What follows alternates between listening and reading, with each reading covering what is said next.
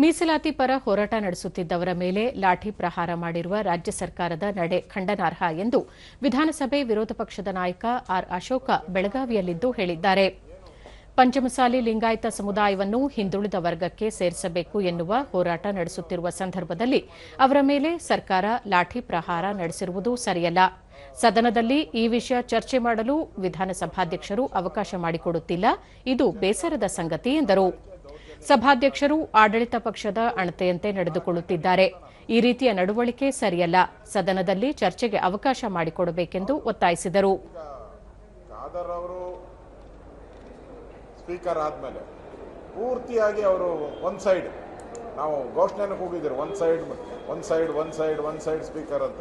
ಇಷ್ಟಿದ್ರೂ ಕೂಡ ಅವರ ನಡವಳಿಕೆಯಲ್ಲಿ ಏನೂ ತಿದ್ದುಪಡಿ ಆಗಿಲ್ಲ. ಅವರು ಸರ್ಕಾರ ಹೆಂಗೆ ಹೇಳುತ್ತೆ ಆ ರೀತಿ ನಡೆಯುವಂಥ ಸ್ಪೀಕರ್ ಆಗಿದ್ದಾರೆ. ಮತ್ತು ಆ ಸ್ಪೀಕರ್ ಸ್ಥಾನಕ್ಕೆ ಒಂದು ಘನತೆ ಗೌರವ ಇದೆ, ಅದು ಇಲ್ಲದ ಪರಿಸ್ಥಿತಿ ಆಗ್ತಾ ಇದೆ. ಅದರಿಂದ ಇವತ್ತು ಚರ್ಚೆ ಮಾಡಬೇಕಾದ ವಿಚಾರ ಏನು, ಲಿಂಗಾಯತ ಸಮುದಾಯದವರು ಹೋರಾಟ ಮಾಡ್ತಾಯಿದ್ರು, ಅವರು ಹೊಡೆದಿದ್ದಾರೆ, ಹಲ್ಲೆ ಮಾಡಿದ್ದಾರೆ, ಅವ್ರ ಮೇಲೆ ಕೇಸ್ ಹಾಕಿದ್ದಾರೆ.